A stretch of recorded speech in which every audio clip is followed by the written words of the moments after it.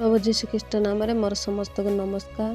प्रभु आज मत वाक्य पढ़ापी सुजोग दे प्रभु नाम गौरव हो। आज मुझे वाक्य पढ़ापी जाऊँगी जहना लिखित सुसमाचार 8 अध्यायर 31 पदरु 38 पद पर्यंत। स्वाधीन एवं हितदास।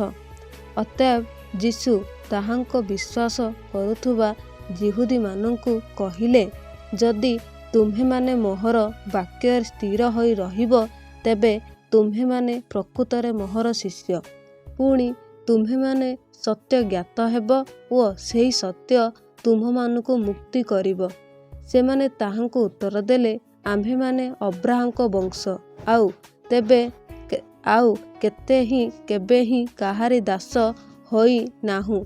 तेबे तुम्हे माने मुक्त हेब बोली तुमे किपरि कहुअछ? जीशु सेमानकु उत्तर देले, सत्य सत्य मु तुम मानकु कहुअछि, जे केही पाप करे से पापर दास।